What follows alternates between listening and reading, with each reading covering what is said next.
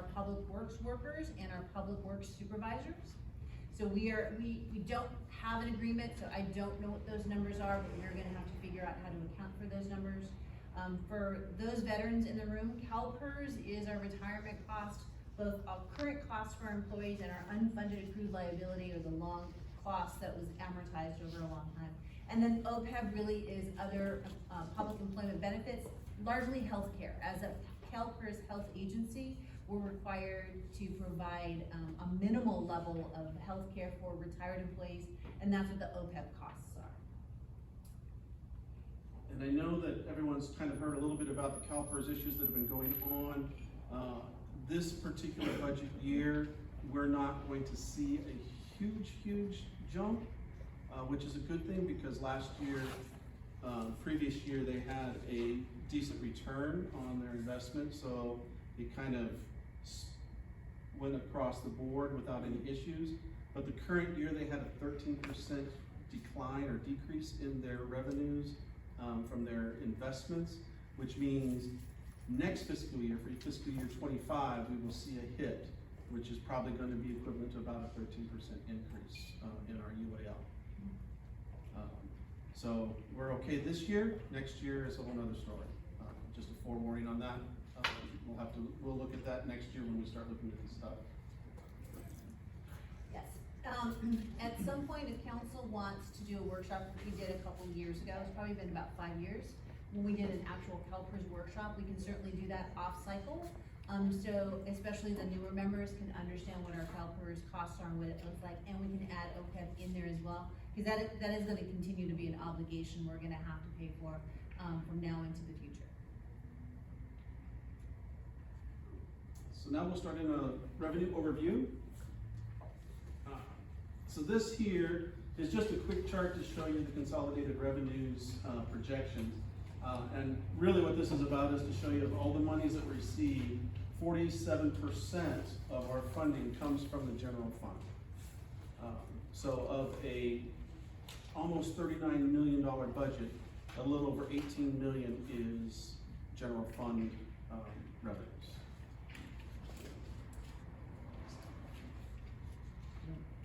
Yes, exactly.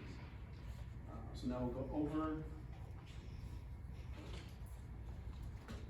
On this chart, what we're doing is kind of a high overlook on where does our revenue come from. Basically, if you look at it, it's like 78% comes from our taxes, basically property tax, vehicle and lieu tax, and sales tax. The one good thing that has happened this particular year is that because of some other revenue streams that the previous council, of which some of the members here were part of, kind of started doing a little bit more diversifying and bringing in some additional revenue streams. So our sales tax actually dropped from last year, I believe it was 40% down to 39%. So it may not seem like a lot, but 1% of an $18 million budget can be significant in the long run. So each time that we're able to diversify and drop our dependence upon the sales tax, which is one of the most volatile portions of our revenue, it's an awesome thing. So now we'll go into a little bit of specifics for next fiscal year on our revenue projections. Basically what we're looking at is in the revenue arena of around $18 million. This is lower than last year, and primarily, if you remember, we talked about all the economic indicators that were out there but had not yet been received, had not yet been realized. Those same economic indicators, inflation, interest rates, gas prices, all those things are still out there. And each day that I pull up the business news to read about them, I laugh because they're changing on a daily basis. One day we're going to be in the worst recession ever, the next day we're going to be in a gold market. And it's just all over the board. The most recent ones that I've been looking at that I think are more pertinent to us is the jobs market that just came out, the jobs report that just came out. The problem with the jobs report, it came out and it was good. It was less than projected, but higher than what they expected. So now the feds are looking at it again, going, now we don't know what to do with the interest rates. I think we're gonna have to raise them again because jobs are still hot and we're not reducing the inflation rate because of that. So when I start looking at the jobs that have been lost and where they're going through, a majority of them don't have any connection with what Lemon Grove is involved in. They're mostly high-tech jobs in the valley and up in Washington, state of Washington is where a lot of those are coming down from. Some of the places that are going to affect Lemon Grove is the construction market, because construction jobs are starting to be one of the factors that are reducing and have reduced over the last couple of months. The bigger aspect for the construction that they're dealing with is commercial construction. So what they said is because of the at-home debate that's going on, working from home, is a majority of businesses downtown, in the downtown areas of most major metropolises, are only like 50 to 75% occupied. And that's causing problems for the commercial real estate, not for residential real estate. So since the majority of us, we don't have office buildings primarily as far as our commercial businesses are concerned, we shouldn't have that big of a hit when it comes to that aspect of it. But we're watching that very carefully at this point in time. What it does for us though is, we talked about during mid-year in that we are a shop at home basically community, which is very good because as Shop Local continues to move forward, our tax base stays higher. The one thing that is coming down, it's part on here, which just dropped a little bit, is we talked about the county pools. We don't have the numbers yet because the official release of those numbers will be next week when we have our meeting with the consultants. And when we get to the chart, I'll show you that we've just dropped a little bit in the county pools like I anticipated that we would because tourism is starting to come back up.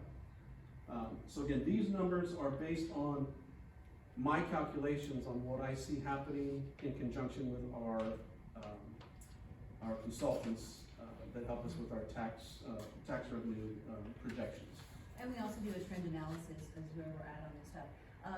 Just for everybody's edification, because I'm gonna back up a lot for you, council members, to know, because you were brand new. The fire department fees are largely fees that pay for building inspection and inspection fees. The development fees are really for self-service. So if somebody wants to do a planning application, a building application, that's what goes into the development services fees. And that is set up in a way that we're trying to capture every penny and every dollar, so taxpayers aren't paying the bill for somebody rehabbing their house or building a second unit, because that's not what our tax dollars should go for. Community services fee, you see that number of $95,000. Those are two fees combined. One is our revenue that we get from day camps that we run, and the other one is our revenue we get from going out to the community and asking for donations to support our special events that we have. Fines and forfeitures is what you see, fines and forfeitures, parking tickets, fix-it tickets, parking, code enforcement fines all go into that particular revenue. And then the other revenue I want to share with you is really we capture almost all of our lease revenue, both short-term and long-term lease. So as council remembers, a couple of years ago, we inked a deal with Outfront to do our billboard. That's where that number comes in. It's not all of it, but there's a portion of that, and they pay us on a monthly basis for rent of the billboard on our property. And that, of that 571,000, 325,000 is from the billboard lease. And the way the city manager worked the contract with them is that we have a 2% inflation rate every year. So 325 times 1.02 is what our anticipated revenue will be for next year. So that's working out really well with that. So hopefully they'll put a second one up for us and then we can have more. 5-year projections coming up next. All right. So here's where some discussion might take place, so I wanted to kind of walk you through this. This is just our sales tax and our property tax portion of our 5-year revenue projections. So the yellow column is our 2024 projections. The one to the left is our current budgeted year, and that does include the numbers from the adjustments at mid-year. And then to the right, of course, is each additional fiscal year, 25, 26, 27, 28. What we've done with this, because of everything that we've had been able to pull together, all the articles we read, working with our consultants, we did just have a statewide tax webinar where we went over things statewide, not specific to Lemon Grove, but statewide across the board. And for the most part, statewide projections are all reduced. Everything will be going into a negative, what they call a negative growth pattern. Some of the examples of that are autos and transportation. They're down 3.3% statewide. Building construction is down 5% statewide. Consumer goods, they're down 2% statewide. And the one volatile one at this point, which is gas price and taxing, is down 6% statewide. That's because all the gas prices dropped. Well, just 3 days ago, OPEC cut production and raised the price per barrel. So we have not yet seen what that's going to do to our gas prices, but that could negate the 6% across the board, depending on travel habits once the prices go back up. So what I have done is projected our revenues based on our known factors, going back to what our FY22 budgeted numbers were. So for the sales tax, I took our FY22 numbers and FY23 numbers, and I've gone 1% higher each particular fiscal year, showing 1% growth, which, based on what we get from the consultants, is still a little bit more conservative than what they're saying. They're saying 3 to 5%. However, the next breath they're saying there's going to be negative growth. And so we're going to stay the conservative route like we discussed at mid-year. We're going to stay at 1%, and if things change, then we're going to update these projections and we'll let you know. But we feel very comfortable at this point with the 1% going into next fiscal year as far as taxes are concerned, sales tax is concerned. And the reason why we feel comfortable with that is, as I said, Lemon Grove is a shop-at-home community. And so when people are home, they're buying here in Lemon Grove. So they're returning the tax dollars to us. Therefore, when we look at what the previous years have been, discounting all the COVID situation with all the influx of money and the exflux of money, so to speak, when we level that out, we're right on board with everything that took pre-COVID to now. So that's where we're at on those. As far as our property taxes are concerned, the last couple of years we've had a boom season because of all the legacy properties that were being sold, so all the tax rates were readjusted to the current market values. So that gave us a big boost as far as our property taxes were concerned. Sales of houses are now slowing, and we're not getting the change in those values like we were in the last couple of years. So we are comfortable in saying that based on our new line, our bottom line, what our baseline is now for property taxes, a 2% increase each fiscal year is basically the maximum that the law allows. And trending shows that the CPI has always been higher than 2%, so 2% is what we get. Because it's 2% or CPI, whichever is lower. And so we're sticking with the 2% across the board on that. The final one on there, of course, is the in lieu of VLF. That in itself is again, we went 2%, but we really won't know what that comes in because that's all dealing with car sales.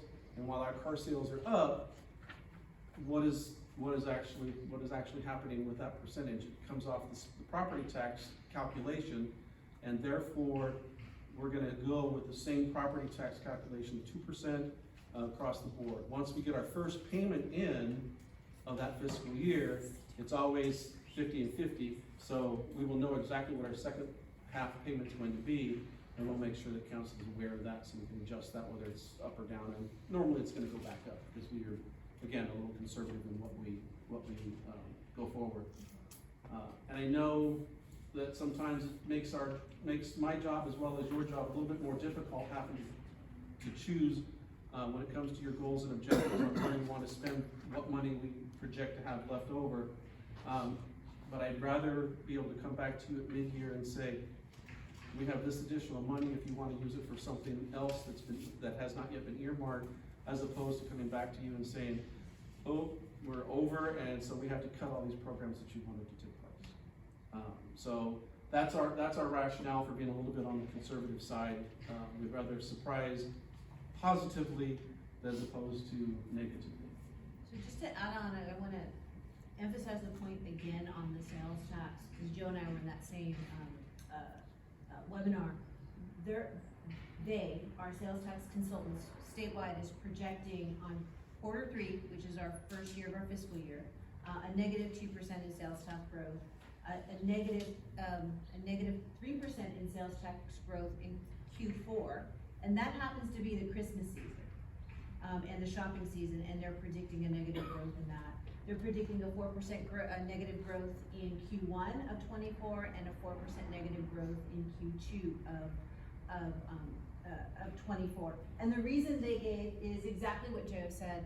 People are starting to tighten up their wallets a little bit. Interest rates are going up a little higher. There's no more free money that was given out to get people through the pandemic. Things are becoming more expensive because of the inflation. And so the spending flurry that we were seeing in 20 and 21 is now starting to balance out and right size again. Interesting enough on that discussion we had, people's habits of shopping in person are coming back, and instead of buying online, which is surprising all of the authorities, because they thought everybody was going to go and transition to 100% online.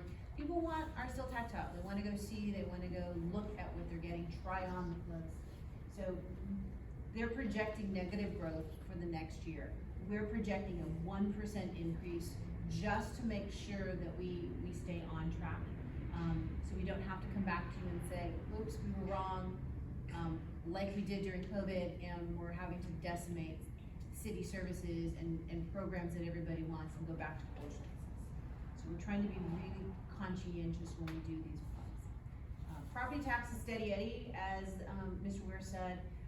That is going to continue to grow. We saw a spike again when a lot of home sales happened, again because interest rates are tightening up. People aren't putting their house on sale, and prices are coming down, although not as much as they went up, but they are heading on the trajectory downward by a few $100,000. Still affordable in Lemon Grove. I think our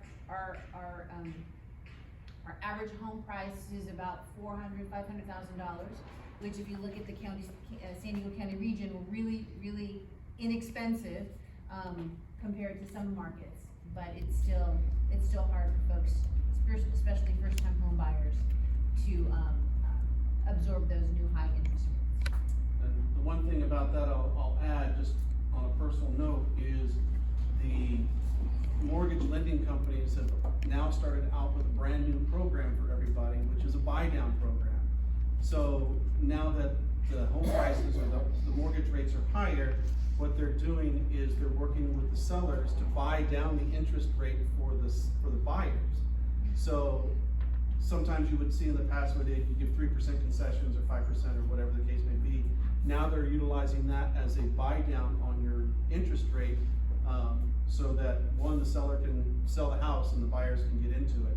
So they've started that within the last few months, and from what I understand is it's working well, and people are taking advantage of it. So it's just changing some mindsets on how that's working. But that's a new program out there. So hopefully it'll take hold and we won't see that much of a drop. That's the mayor.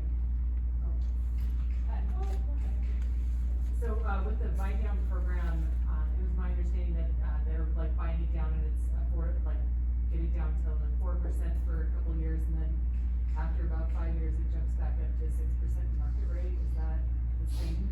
It depends on the mortgage lender. Some of them have the buy down, so it stays level. Some have the buy down where they put it out for 5 years, some for 10 years. Just depends on, I think a lot of it has to do with the credit rating, credit scores, and how much they're actually buying it down. But it's similar to when you pay points to get a lower interest rate. That's really what they're doing, is they're paying your points to get a lower interest rate. And it pretty much stays the same.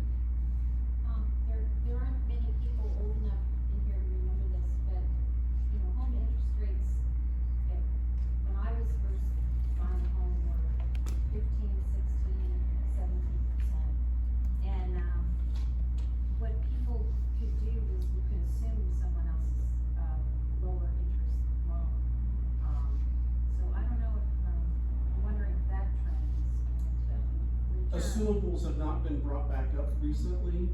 I know, like on the VA side, any VA loan is assumable, but a lot of times, like I myself, I won't allow my VA loan to be assumed by somebody, because then I don't have my benefit until that's paid off. So I can't get rid of the VA loan until my loan's paid off. And if I let somebody assume that loan, I lose the benefit until that loan is paid off. And so that's kind of not been on the VA side. On the traditional side, I'm not sure exactly how that works with those. I'm just, it'd be interesting to see if that comes back to stimulate home Right. sales. FHA still has the assumable on certain loans, but not all of them. So it just depends on what type of loan that person got at that particular time. So yeah, it is good, but I think the buy down is what they're really pushing at this point. Because like you said, everybody's afraid of the interest rates. And mine the same way. When I bought my first house, I was at 8%. And at that, it was, that's just what it was. Now, yes, I did take advantage of it below, you go way down below before. Then I moved here and, well, that went out the window. So this slide kind of emphasizes what Joe and I have been talking about the volatility of our sales tax and the fact that it is 39%. Again, for those veterans in the room, if you remember a couple of budgets ago, that number was 42%, 43%. So we are doing a really good job of diversifying our funds, so we're not wholly dependent on sales tax revenue. And that was the order I was given when I came here in 2016, and we are continually trying to diversify our revenue, so we don't have all of our eggs in one basket. Correct. So as right now, 39% of our revenue is projected to be from sales tax. And of course, this is subject to validity of the market. Understanding that the businesses here in Lemon Grove, they do not have never-ending growth capacity. They have their storefront and or their online sales, and that's it. As far as expanding markets, they would have to, expand markets, do different merchandise, do some different things in order to bring in that. So their growth capacity is pretty much within the walls of what they're doing right now. Federal monies, of course, has ended, and so growth is slowing. The inflation, as well as the other economic impacts, are starting to materialize, but again, based on the different reports that are coming in, they're still in flux. Even some of our best economists out there are confused as to what actually is going to happen. The last word I heard was that they're expecting, after this next increase that they're expecting in May of interest rates, the 0.25%, is that by June or July, they are expecting to go into what they would consider a true recession, but they're also stating that it's going to be brief and quick. Because of what's happening with the jobs markets and those types of situations, what they're expecting to happen, which is kind of funny, is as soon as they raise the rates in May, come July, we hit the recession. August, they'll start reducing the rates again to combat the recession. So I'm not sure how they're gonna handle that yet, but we're gonna keep an eye on that. Our consultants, basically are saying that between 23 and 24, all of our sales tax revenues are going to be a 0.5 or 0.5% decrease from the previous fiscal years.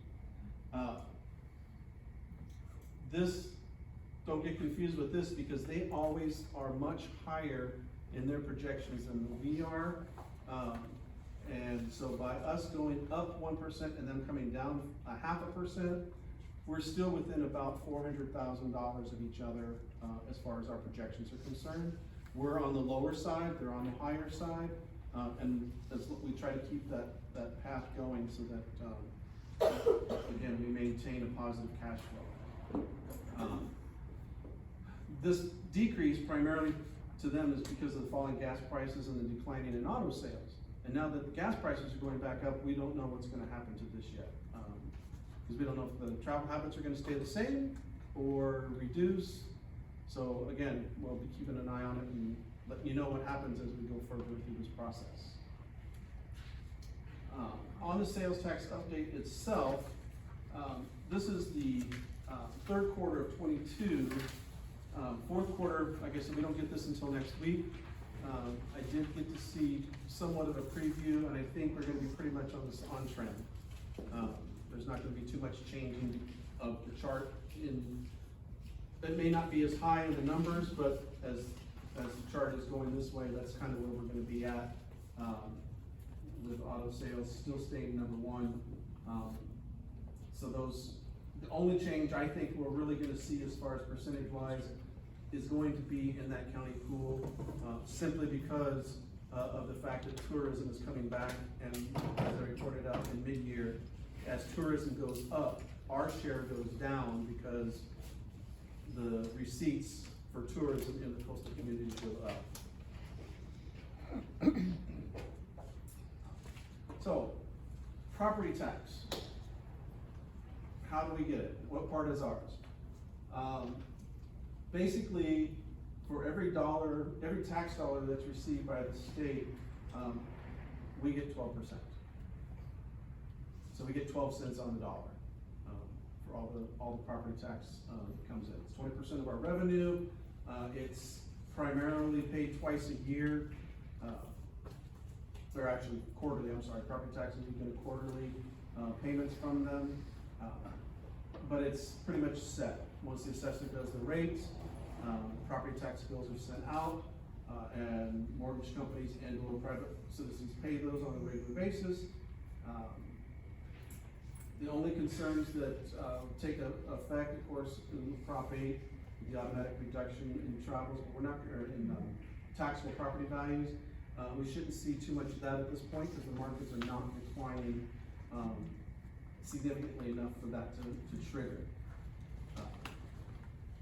As I stated earlier, pretty much the growth is tapped at 2% each year as a max, and that's what we've proposed and projected moving forward out 5 years. So I wanna emphasize, the reason why we get 12 cents on the dollar is that's what the city of Lemon Grove was getting when Prop 13 passed.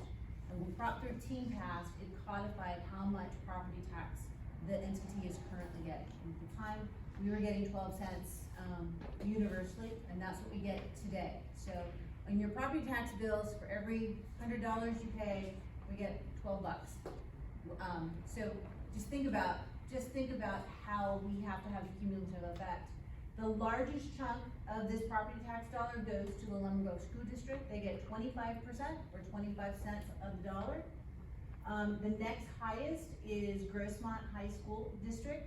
They get 23% of the dollar. The County of San Diego gets 12%, and that's the same amount as we get, is 12%. Grossmont gets 12%. The state of California gets 10 cents on the dollar, and then there's a bunch of other smaller, teeny tiny mosquito abatement districts and smaller districts that actually collectively get 6% of the rest of the property tax dollars. So that's why sales tax is key. We get 7 cents on every sales taxable dollar, compared to the 12 cents on your property tax dollars. And people are surprised when they see that number. And if you go universally in most of the cities in the county, they're at about that rate. There's a few exceptions, like for example, the city of Coronado, the city retains about 34 cents per dollar of their property tax dollar. Of that 10 and 6%, the 10 that goes to the state and the 6% that goes to others, that's kind of where our VLF comes out of. If you remember, the state was saying, oh, no, we want to collect all the vehicle taxes and keep those, so we'll give you the property tax instead, as an alternative. And it turns out that we came out on top on that one. We get a lot more VLF than we would if they left us with the regular property tax portion, or the vehicle fees for that. So, that was an error in their judgment, which positively affected us. Which again, property tax in lieu of VLF, 19% of our revenue. They reduced it from 2% to 0.65%, but they adjusted our revenue loss in the property taxes. So we still get our 2%, whereas we wouldn't have with the others. So we're expecting about a 1.9% increase in VLF over in the next fiscal year. And again, we will know exactly what that amount is after we get our first payment, and then we can adjust the revenues for the remainder of the fiscal year based on that amount. It comes in 2 equal payments. So, how does that compare? Oh, other revenue. I skipped a slide on my sheet. Sorry about that. Our other revenues. What's our other major revenue sources? At this point, our cannabis business taxes are up 29%. You noticed that during mid-year we upped it $200,000 from our initial projections. So we're going to carry those forward. We will maintain a steady growth between now and between now and fiscal year 26, where we expect to have some additional dispensaries up and running, and you'll notice that our revenue is projected to pretty much double at that point, because we're going to go from 2 to 5. So our revenue should, based on what's happening in the other cities with that, it should go up about half. Our building permit activity is decreasing from prior years.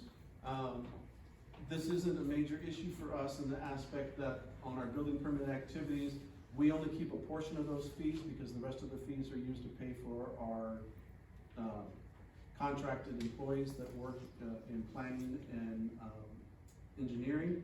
So we only keep like 25% of those fees, so it's not a significant change in our revenue from 800,000 to 300,000 because it's really only 25% of all that. So those are decreasing, but they pretty much offset the expenditures that we have in those activities. It's almost a wash. Can you try and see that? Can you try and make sure that those are revenue neutral? So how do we compare? So basically, as you can see in our revenue per capita, we still are the lowest per capita across the East County cities, which means that we continue to provide our services to the residents with less money than all the other cities in our area do. Unfortunately, we're not coastal, so we don't get the tourism and the coastal revenues that the other ones do. However, we do get the local revenues, and we do, of course, get revenues from those that border Lemon Grove that come in to utilize our facilities. So that's pretty helpful for that. So as you can see, the next one is El Cajon. That's the next lowest per capita. And in reality, their population is almost 4 times ours. So while their per capita is lower, the revenue is 4 times higher. So to make sense of the chart, and we're gonna update it for the budget year, but one that we thought it was important that you guys, the city council saw what our numbers are. In Lemon Grove, and those numbers are small, in fiscal year 21-22, it took us $616 to provide general fund services, including police, fire, parkways, whatever funds come out of the general fund at $616. El Cajon, which is the closest to us, spent $200 more. And they're at 818. Santee is 909. Imperial Beach is at 951. La Mesa is at 972. And they have an add-on sales tax, as does IB. National City as 1,155. And then Solana Beach is 1,700. So there is a huge disparity on how much money we collect and how much money we spend. So if we want to right-size that, one of the themes you'll hear as we start doing these budget discussions is we still have to increase our revenue so we can keep get a little bit more even with our neighbors, so we don't lose ground on a lot of the services that we do provide, that we need general fund services for. Keep that in the back of mind. I just wanted to, say that for Imperial Beach, they're very similar in size, to Lemon Grove, very similar in population to Lemon Grove, and their budget is very similar to Lemon Grove, except that they just had a major change happen, where they're gonna go ahead and receive more revenue so that they can spend more money per person in their city. Absolutely, Mayor. If you looked at earlier slides that we did this, Imperial Beach is really close to us, opposed to El Cajon. And the reason being, in the election of 20, they passed a full cent sales tax. And that full cent sales tax went to bringing back their recreation services that they also took away during the recession time. They're now adding more money to their streets, they're adding more money to the parks. So that number has changed because the citizens of Imperial Beach thought it was important that they self-tax and self-fund for some of the services that they wanna see. And so that's why that's why now they're higher on the chart, is because they have that self-funding mechanism.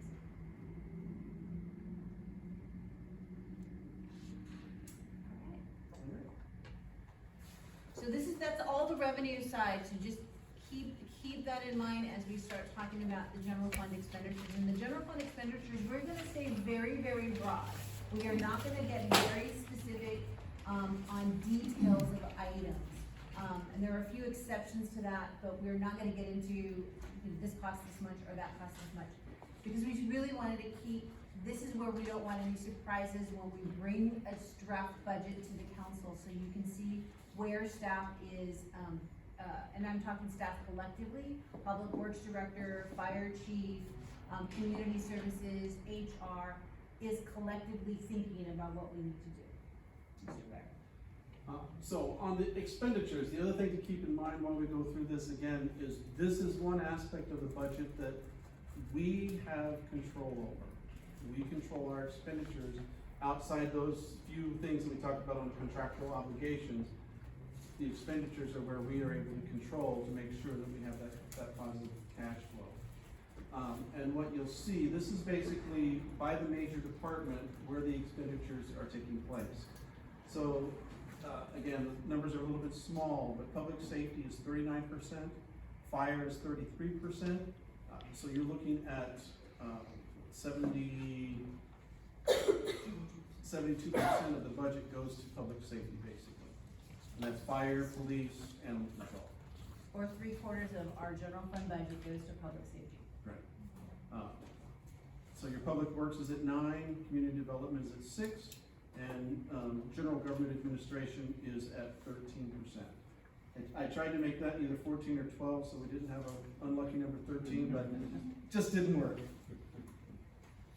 So that's just kind of a general overview on trending on where the funds typically go to.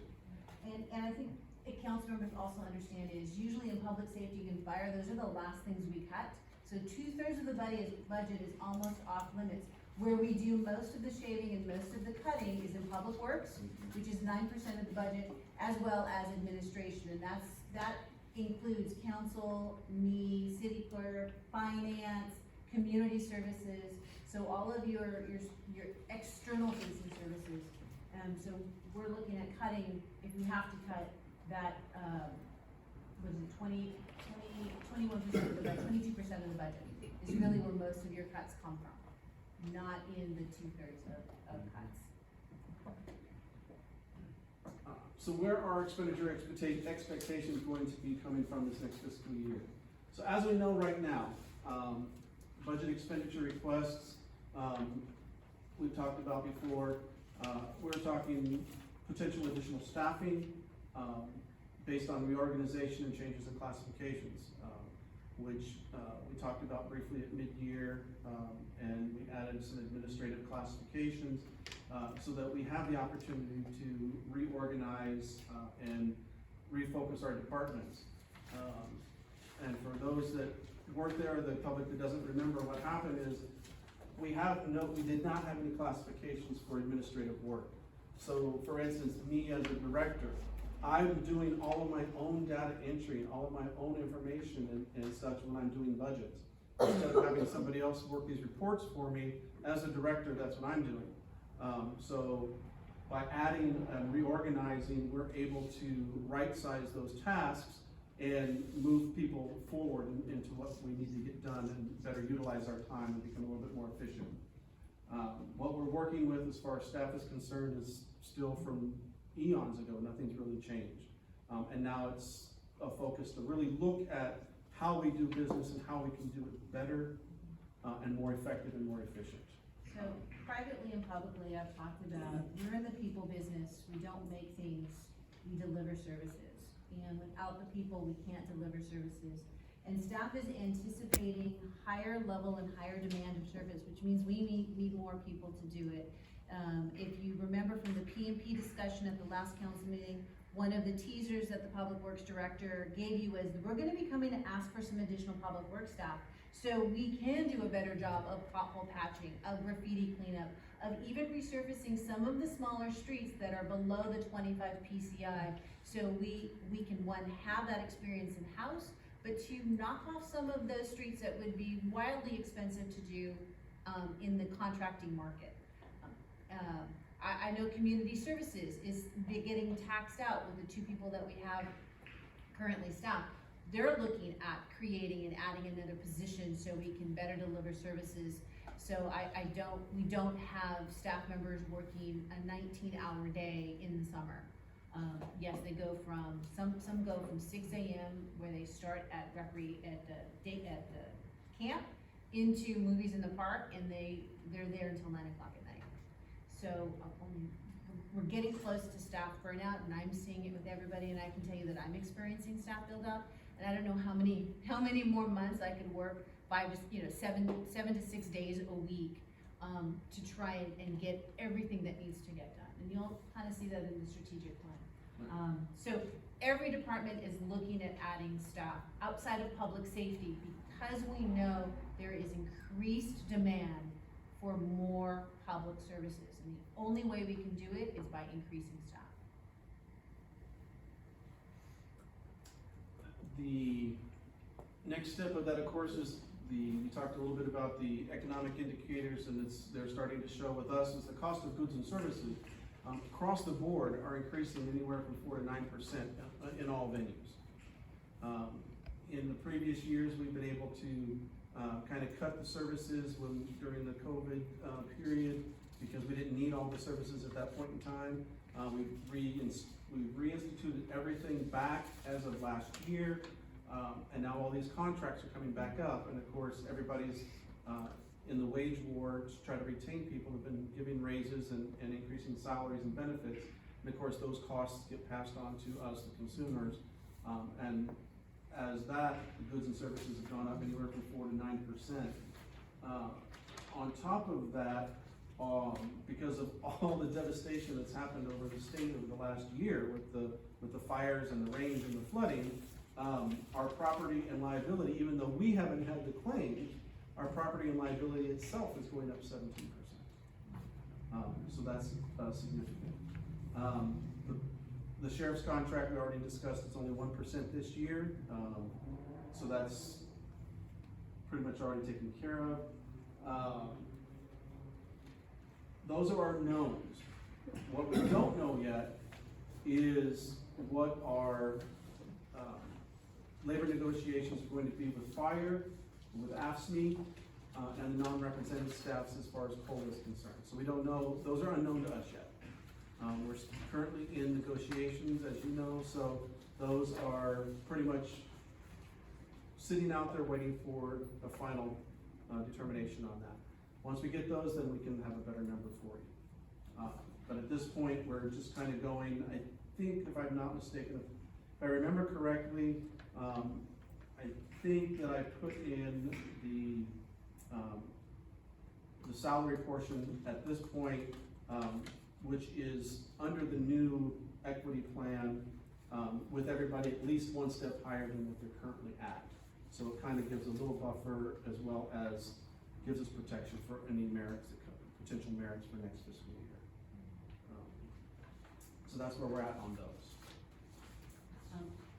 I gave Joe the news, because I'm your risk manager, that our property costs are going up 17%. That doesn't account for our, tort claims, which is potholes and, other items that happen. I haven't gotten the number for that, so that is actually gonna increase as well, probably close to 9 to 12%. Those are called what they call tort claims. So if somebody wants to sue the city or put in a claim for something, we pay for it ourselves. We don't necessarily have an insurance carrier that pays for it. We're sort of a collective body of a bunch of cities around the state. And so they showed us that in a 5-year period, tort claims have risen from about $2.5 million on an average to over $8 million on an average region-wide. So people are suing cities and counties up and down the state, and it's really, really expensive. That comes out of our general fund dollars. It does not come from some anomaly insurance company. It comes from your tax dollars. So the more money I have to spend on risk, the less money I have to spend somewhere else. Keep that in mind. It's going up. So expectations, where are we at? Our anticipated expectations at this point is that if our budget remains steady, we are sustainable for fiscal year 24 and 25. What that means is minus the one-time funding that council approved last year, the $700,000 for streets, the, what was the other one? The different programs at the council. Yes, there was like 3 different programs that were one-time fundings last year. Taking those off the board. No new programs, no new or expanded services, we will be sustainable for the next 2 fiscal years. If we add revenue streams, our current streams at this point are covering our day-to-day costs, but our future is going to require an additional 7-figure increase in order for us to keep up with the times and bring us back up equal with our neighboring cities in our per capita fundings. Our unfunded needs at this point, we touched on briefly, is our building maintenance and our vehicle replacements that are taking place. The thought process on this is, in reality, building maintenance, we don't have a building maintenance allocation anywhere. So I've been working with our public works director, and the thought process here is over the next year or 2 is to start building what we call a building maintenance allocation, which is based on an industry standard of a particular dollar amount per square foot per building that should be set aside for maintenance. Same thing on the vehicle replacement is there's an industry standard on when vehicles should be checked for replacement. Based on that requirement, then we would build a vehicle replacement budget as all this part of the CIP. So you'll see this coming up, not necessarily this year, but you'll start seeing hints of it as we move forward in the future. So how we do building maintenance right now is if it breaks, we fix it. If it doesn't break, we leave it alone. And our buildings are getting older, And as you will see in the CIP, we are needing a major repair of some of our buildings. They're falling down, they're cracking, we're having retaining wall issues. I think council was in closed session and got rained on because our roofs were leaking. The roofs leak at my office in City Hall, they leak in the sheriff's office, they leak in the lower parts of City Hall. So we have some larger infrastructure issues that we can tackle in the CIP portion of the budget. But this is everyday maintenance, day-to-day maintenance. So if somebody breaks that door, I have to fix that door. I need that door fixed. That comes out of the building maintenance funds. And we don't have a lot, we don't budget a lot of money because we anticipate everything staying as is. And we're looking at changing that because that is starting to eat up a lot of our money. Yes, ma'am. So, I just wanna back up here where it says add revenue stream. I just need a little bit of clarity, because it says current fees cover the day-to-day costs. So where we are today, we're okay. And then it says future required 7-figure increase. So if there were a 7-figure increase, would we still kind of be where we are today, meaning that we can only maintain? No. Okay, what does it mean? What it means would be that the new programs or the expanded services that council would like to, move forward with, we would need a revenue stream to cover those costs.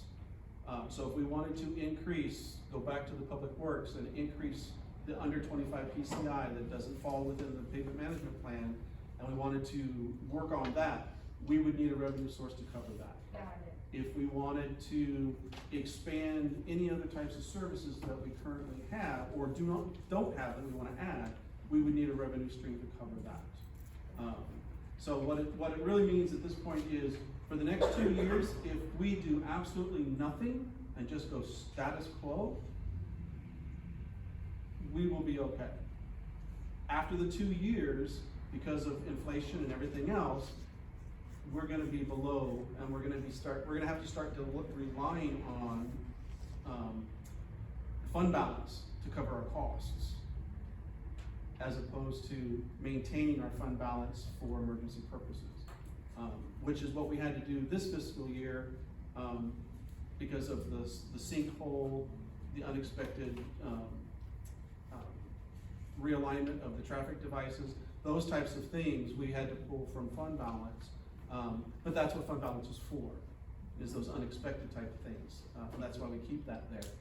If we start using the fund balance to cover our day-to-day costs, then we start running the risk of losing our credit rating or dropping in our credit rating, and going from our current status of green, meaning that we are a good city, able to pay our bills and there's no issues, and we could potentially lose that rating, and we don't wanna do that. So fund balance is a fancy way to say reserves or savings account. And you don't use your savings account for day-to-day activities. You use your savings account to fix the hole in your roof, to buy tires on your car, but not to feed yourself every day. And that's what we're trying to do here, is we're trying to make sure that we don't tap into our savings account and use it when we truly have an emergency. Fund balance came into play when we had COVID and we didn't know what was going on. We allocated and used fund balance. That's what it's there for. The sinkhole Mr. Ware just referenced in the public works yard, that was a huge sinkhole. We had to fix it because it was a dangerous situation for our employees, dangerous situation for our neighbors. That was a very expensive sinkhole to fix.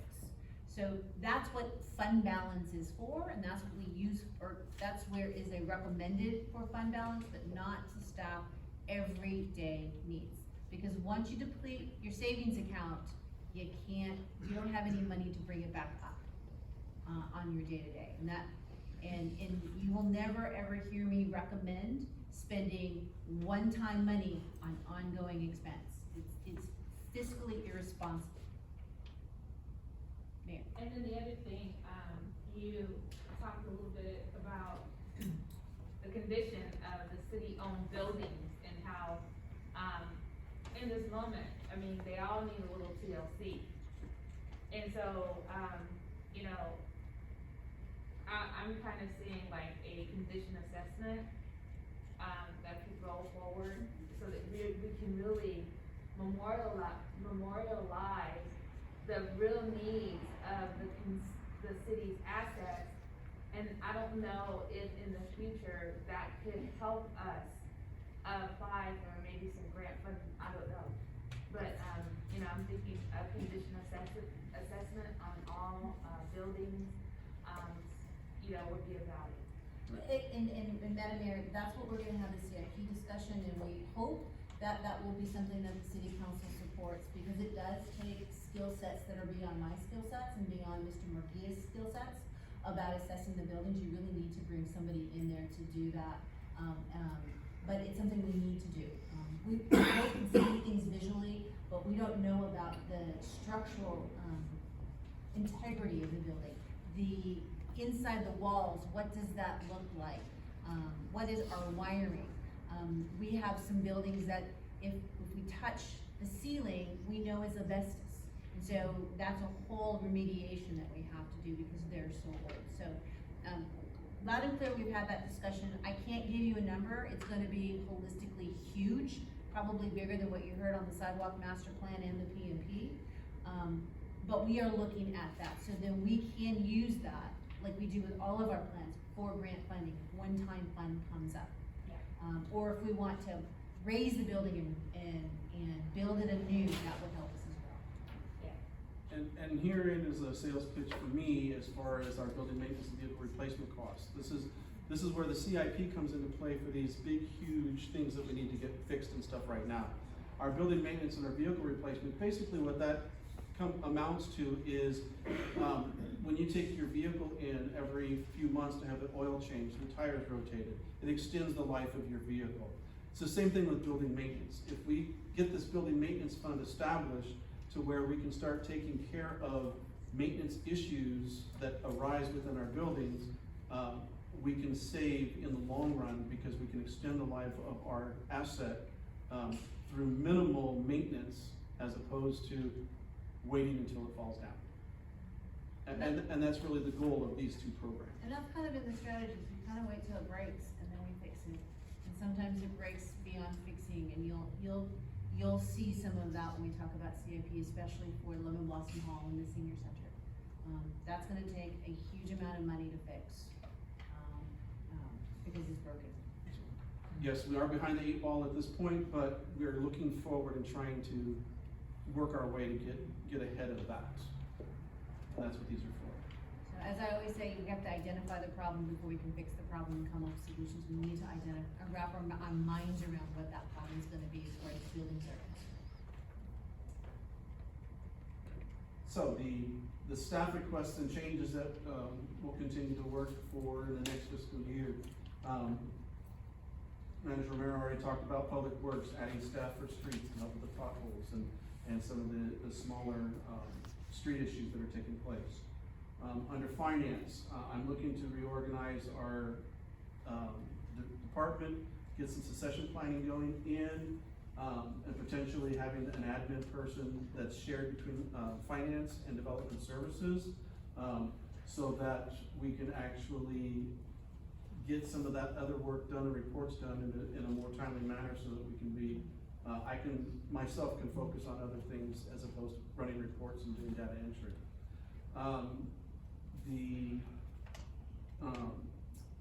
The other aspect under finance with staffing, as has been, we're having some staffing issues right now in finance, so we're looking at fixing that moving forward, so we'll get that taken care of. Community services wise, they talked about adding an admin person there and reorganizing their staffing as well in order to get the succession planning going. And when I talk about succession planning, we currently don't really have one set within the departments in itself. So what we're looking at doing is being able to bring staff in, train them up to the next level, so as people retire or move, we have trained staff to move up, and then we can bring in at the entry level, train them so that we can continue to move up and always have the most vital functions covered with trained staff. We know that we're training grounds and that people come here for a few years, get the knowledge and information and experience that they need before they get poached by another city. So if we can create the succession planning to do that, at least we've got 2 to 3 years to keep people going, so we're not behind, the curve on those aspects. So what Joe was alluding to, is if you have read your newsletter, we lost our second finance person, she's going to another city. So our county associate, which we promoted a couple weeks ago, is going to National City. She's being poached by the administrative services director to work over there, so we have a finance department of 1.5, with the licensed clerk being 1. So we are actively recruiting for an account analyst, to step into the finance department to help Joe out, because he can't do it all, nor will I let him do it all. So we need some help in that particular setting. We do have temp staff that are in there that are well qualified. We are getting a retired annuitant to help with the audit. But those are temp fixes. We need a permanent solution, and this is what this is. Is there any consideration for adding an assistant city manager? Cause I noticed that most of these positions that we're adding are admin staff, but there's definitely higher level stuff that needs to get done.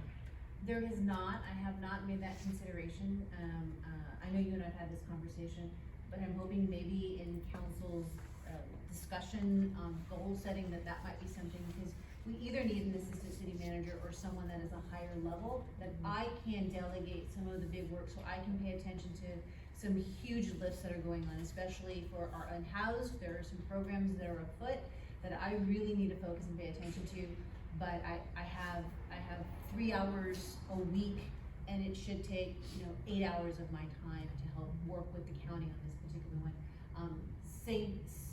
So we could have that discussion on right sizing, but staff isn't proposing that, because most of the things that staff is proposing really is services that are affecting our residents, and being an organization that is outward facing and service facing, that's where the greatest needs are, or at least from line staff, my directors here. Let's see here, under fire, basically, we're looking at, a second fire engine. The good news is we found out that the one that council authorized last year, that's taking forever to get here, is actually, about 100 miles north of us right now, getting final equipment, put onto it and going through its testing requirements. So we should have that one down here very soon, very soon. Just depends on when they get all the testing and everything done, and that the fire department has the opportunity to go over it and make sure that it meets all of the qualifications and requirements of what we bought. Then they'll sign off on it, and we'll get it brought back down here and get it put into service. The second aspect that they're going to need is to look at, and we started to look at replacing the second engine, because again, that engine is starting to do the same thing as the last one is. So we are having some serious, because of age issues, basically that's all it is. The life expectancy is both years and engine hours. And both of the engines we have, of course, one is way past, the other one is at its life end. And so they're starting to get that one fixed as need be. But this is something that they want to put into the atmosphere to remind council we do need a second one within the next year or so. And maybe not funding it this year, but maybe keeping it in the stratosphere to fund it next year. Chief, how old is the rig you wanna replace?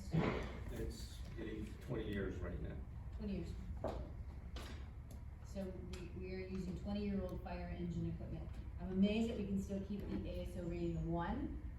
They do an amazing job. But that's critical equipment that we need to replace, so. Yes, ma'am. How do we, fix the timeline so that it's not 2 at one time? Where, there's a gap in years between. 10 years. Like, at least 10 years, between one desperately needed fire engine and the next. So I'm gonna go back to the unfunded needs, and that's the discussion we've been having for some time, is how do we plan for vehicle replacement with our sanitation department, with our public works department, because those are expensive cars. Our pothole patching truck, the conveyor belt broke. Nobody locally can repair it, we had to take it to Ontario. So it's in Ontario, California, getting fixed, which means I can't do pothole patching. That thing is about, that truck, that patch truck is what, $200,000 to replace. How do we plan for that? So staff is looking forward on creating a vehicle replacement schedule. We don't currently have one, it was always PAYGO at the city. You know me, I like to identify the problem so we have a pathway to move forward. We need to put together a vehicle replacement schedule, so we look at the age of our cars, and our vehicles, and then how do we replace them? Because that gives us a better planning tool, and we may be able to squeak out another year or another 2 year over their service life. But we wait right now until they break, and we can't do that anymore. It doesn't serve the public well, it doesn't serve our residents well, it doesn't create a good public safety atmosphere, and it's very frustrating for staff who are wanting to do that work, but can't do it because now their equipment's gone or broken. And on a fire engine front, I have to be very thankful for our sister cities, especially La Mesa and El Cajon, because when we have both fire engines out of service, we get lent an engine. They lend us an engine so we can still serve the residents of Lemon Grove. That's not a good habit to get into, which is why we have to replace that site and start thinking about replacing that site. And the one thing I want to add to on the vehicle replacement schedule is it's not a finite schedule. What it is it pulls in the industry standards of each type of vehicle and what the suggested industry standard is for replacing those vehicles. And part of that process is to say that I'm gonna make these numbers up because I don't have the true numbers in my head, in front of me right now, is that at 10 years or 200,000 miles, you consider replacing this vehicle. And so really what has happened in previous municipalities that I've been into is that under that guideline is at 10 years, every vehicle that falls underneath there is evaluated by the Fleet Services Division. They determine whether it's reached its end of life or whether it's got additional life left in it, just based on condition and it could be 10 years and only have 75,000 miles on it. It can still go to the 200,000. So that one keeps getting bumped. But there's other ones that are just, there's the floorboards are gone, that's like Fred Flintstone, they're trying to keep their feet up. Those are the things that happen. And really that's what a vehicle replacement program does, is it gives you a guideline to start evaluating your vehicle so that you can program funding to replace those. And then at that point, you may or may not need to use the funding that year, and it's all in CIP as far as vehicle replacement is concerned, so you can move that forward to a forward fiscal year for those particular vehicles. So it's kind of an evolving working process, but it gives us a way to evaluate and program monies to help keep these things taken care of. So it meets what you're talking about there, especially with the fire engines. If we're looking at a shelf life of 10 years or so many engine hours, then we know when to start looking at those and we can start programming those. The current one that we have with lease, I believe, is 5 years. So the lease at a 5-year lease, then what you're looking at would be potentially looking at another lease for the second one, however it works out. So you could potentially kind of expand those out a little bit further in future years. The problem with us at this point in time is under current situation, we go into the breaks, we're down to the point where everything's broken. Yeah. So waiting 5 to 7 years is probably not an option at this point, but moving forward, we can try to program that a little bit better than we have in the past. And I'll just say, these things are, you have your wants and you have your needs. And these things are absolutely necessary for our community. And so I consider, you know, this whole process of looking at these assets and ensuring that, they're well maintained and, available and working in our community, I think that's important. Agreed. So the next slide is, I love comparison charts, so this is the counter to the revenue. If you look at the expenditure charts, per capita, we spend $575 per capita on our residents, which is the lowest. El Cajon is next, Santee, Imperial Beach, La Mesa, National City, and Solana Beach. So, I'd love to see the per capita number get a little higher, but again, going back to the revenue side, we need to increase our revenue to get our per capita up a little higher. So the final financial overview summary slide. So as I explained last year and this year and every time we talk about it, is my goal in this whole process is to have a balanced budget with a positive revenue flow. And to me, if we have $1 going into the fund balance or $100,000 going into the fund balance, we've done our jobs.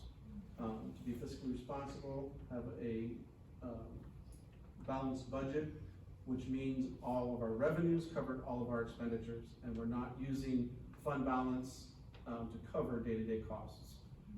Sometimes we look like we have, but we don't, because we're using one-time funding monies, which, again, they come from the fund balance, but they're actually monies that were rolled over or allocated in previous years that didn't get used.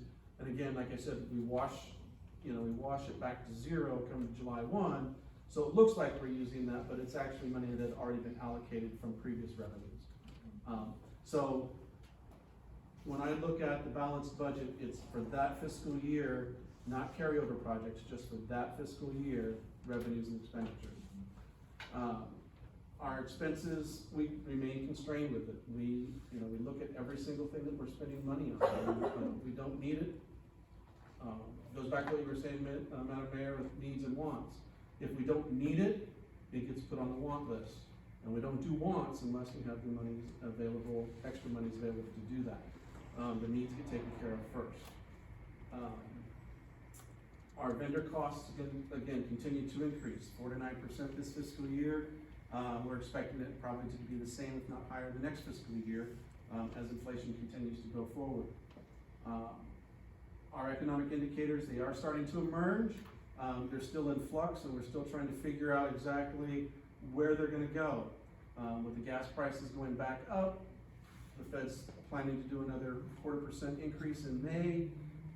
Jobs market, this is the concern that I have is on the jobs market, is they're trying to get us from our 3.4% unemployment to up to 5% unemployment nationwide.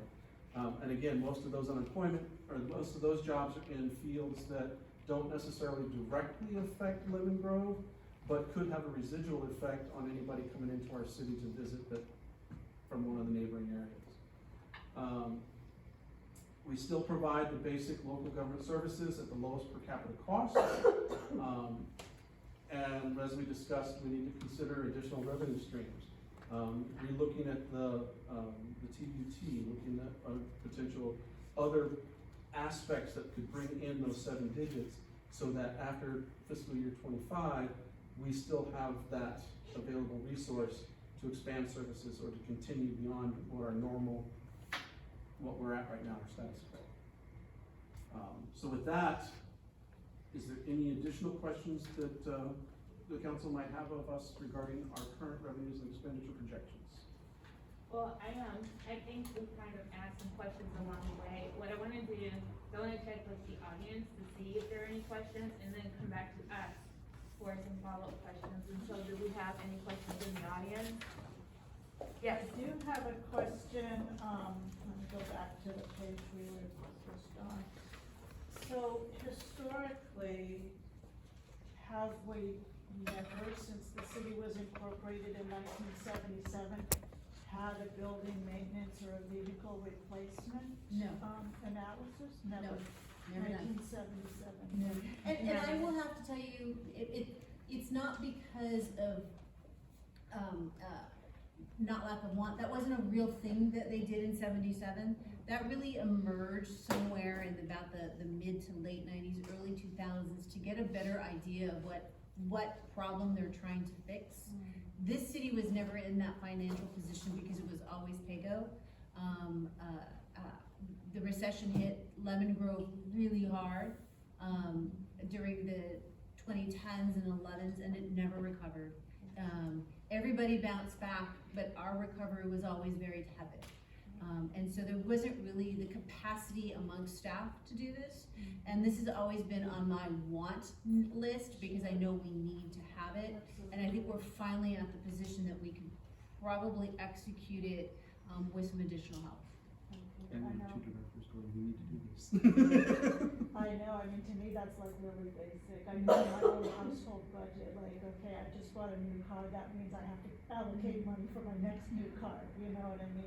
So, yeah. And I will say that it's also very difficult for policymakers and residents to understand that we're sinking away, $10,000 a year that's not gonna be touched, but it's gonna buy a vehicle in the future, when we could use that money to repair a sidewalk, or to fill a pothole, or to do more streets. And so those are the choices that have to make, and because, as you've seen, we are the lowest per capita in revenue and the lowest per capita of delivering services, there really wasn't that extra money to do it, and really, the public and policymakers really are service focused and want to make a clean, great city to drive in and walk in, and how do we spend our $1?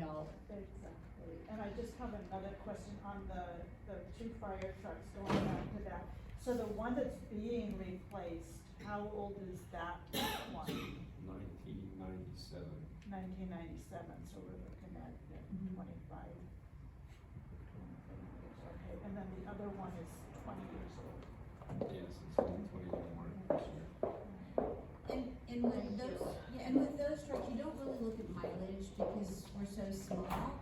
The mileage is a little a misnomer, because it's harder mileage. Doing those stops and starts in a small city really is, harder on a vehicle than it, say if you're doing a long distance driving. Thank you, I appreciate it. And also, just so that you know, when we talk about developing plans and doing condition assessments of buildings, those kind of things cost. And, the cost can be significant. Right. And even with those plans coming into place and us taking a look at those once they're available, it's the decisions that have to go forward as to how you want to spend the small dollars that are in the general fund. And where are those small dollars gonna net the biggest benefit for the city? So all of those things, we have to consider, not just, here at this table, but having the community have a say-so, and where we see, the biggest value for our dollar, and, the conditions of our buildings, how we prioritize those things. Yeah, and it's not something that's necessarily visible, it's, foundations and electrical, so, but it's sort of, what they say, penny wise and pound foolish. Yes. Yeah. Yeah. Thank you. So it seems like one of the things we have to overcome is the revenue, right? Like we need more money, it seems like. And you mentioned that Imperial Beach, they did something, I couldn't quite understand what you were saying about somehow they improved that and they have some of the different situations. So Imperial Beach's residents got together and approved a half-cent, transactions and use tax, often is called a sales tax, a locally initiated sales tax. The city of La Mesa has one. The city of El Cajon tried to pass one this last, election year and it failed. So that's what it is, it's a locally generated tax. Cities can levy it between 0.25% to a full percent. And then it stays local, it doesn't go to the state, it stays local, and we get that full penny. The last time I looked at those numbers, and these numbers are, from 2018, a 3/4 cent sales tax or a half cent sales tax would generate about $1.9 million. A 3/4, little over two, a full is probably close to, 2.9 to $3 million. And that allows us to get the sales tax from, the primary is, internet sales.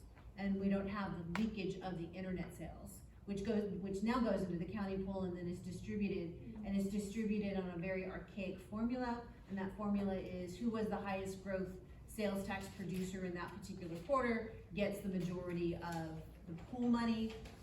During COVID, we were the largest sales tax producer, and we got a larger share of the pool money. Now, as things are right sizing, we're gonna be probably on the lower echelon of the pool money. So, it's really self-determination. Are there any other ways, also my last question, are there any other like creative ways that cities, like this one, increase their revenue streams so that we can get more staff to do, things like grants or whatever? Options are very limited. I mean, I think the electronic billboard was one of those creative ways to do it. That's gonna be a 20-year revenue stream for this city. It will outdate me when I leave the city, and it's a 2% escalator every year. So it's gonna grow over that course of time. And so, whoever's sitting in my chair in 10 years, will then say, hey, good diversification, because that's 100% general fund money, not allocated to anything different. There is really not many options out there for much creativity, and there's a lot of state laws that are driving what we can and cannot do. So, one of the best examples is there's a proposition called Prop 68 that does not allow us to charge more money in one program so we can offset another program. We can't do that. Used to be able to do that up into probably 2009, but you can't do that anymore. Yet you can only charge the cost of the program. You can undercharge the cost of the program, but you can't overcharge the cost of the program. And that's universal. That goes for water, sewer, everything. And I think that, it was mentioned earlier that it'd be great if we could get another, digital billboard here in Fleming Grove, because that would be more revenue for our city. I did hear, the word grant come up, and I think this is probably a great time to explain exactly what a grant is and how it is one-time money, and how it can be utilized by government agencies so that we are all aware of the one-time funding source, what it really and truly means to government agencies. So outside of the COVID funds, which really was a very different grant kind of funding cycle, most grants are very specific. So it's usually to build something. Either we're building a new park, we're redoing a new park. I have yet to ever see a grant, and I've been in this business over 30 years, that allows you to pay for ongoing staff. It won't let us do that. It's usually one-time money for one-time things. Like we tried many years to do a grant for a fire engine, and we weren't competitive from small cities, in the United States, because it's a federal grant that we have to go after. So you can't do that. There's a firefighter grant, which we haven't taken advantage of, which allows you for 3 years. It's a 3-year grant that allows you to additionally staff up. But your commitment after that 3 years with the grant is to keep those employees and staffing for another 5. So it is not gonna be a solution for new programs. It'll be a solution to rebuild a building. It'll be a solution to build a new park. It'll be a solution to do one-time things, but it is not a solution for ongoing at all. And the one thing that we have to keep in mind when it comes to grants is that 99.9% of these grants require a general fund match. And it can be anywhere from 5% to 30%. And so if you're looking at, you know, $1 million building and your match is 30%, that means they're only gonna pay 700,000 of it. We have to pay 300,000 of it. So there's some of those issues that we have to Yeah, maintain but as you're well. saying that as if that's not a reason to go after it? No, I'm not Because saying there it's are- not there are- reasonable. Okay, cause there are lots of reasons to build a park, to beautify a park. One time, so that we can, in the long run, have more people coming, more people using the park, blah, blah, blah, blah. I am concerned that, I don't hear, and that may be the assistant city manager, someone whose sole purpose is to find all these things, cause you can't do this and run your whole business at the same time. And and the mayor can't be going everywhere to find all these things. The city manager going to find all these things while they're doing their job. So I just, my question was going to be an extension of what Jules was saying, is that I'm wondering if there are funding sources that we're not accessing because we don't have all the time or all the long-term plans in place so that we can do these. Before we move forward to the next question, I just wanted to clarify that, the language that just came forward was to explain what a grant was and how grants can impact government agencies. It wasn't specific to the city, but it was just to give everyone a bird's eye view of what the true definition is of a grant and how it can be So it utilized. wasn't a commentary on it, it was just explaining Yeah, just what the explaining. limitations are of the Yeah, grant. yeah, Okay. so it wasn't that they Okay, were well then saying. never mind. Well, yeah, it wasn't that they were saying what we can and cannot do, it was just a general, yeah, this is what it is, this is what we can do, and that's it. Alright. So, and so I'll, pass it back to, Right, it's basically, it's just the considerations that when we go after a grant or we apply for a grant, we have to make sure that we have those capabilities for us as a city to meet the requirements of the grant. So to answer your question directly, there is a person that is on staff because, one component of grants is reporting. And so every reporting period, he's really he's focused on grant reporting for almost a 2-week solid period. Because there is a lot of paperwork depending on where the grant comes from, either federal grant or state grant, and it's a ton of reporting requirements, which we don't get overhead for. We can't in grants get, so that is general fund paid for. But we really have a system of looking for grants that really are dependent on discipline. So I know the public works director talks to his other public works director, and we know of all of the Caltrans grants that are coming up. Same thing with general grants. I get a good sense of the grant stuff.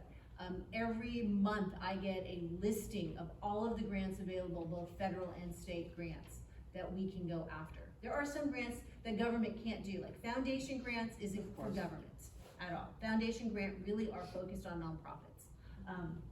So we do our best. The second portion of grants is then executing the grant. And right now, we are sitting on a lot of grant programs and projects that are 2 to 3 years old, and we've had to go to our funders and get extensions because I don't have the staff to execute the contracts, the RFPs, to get the work done.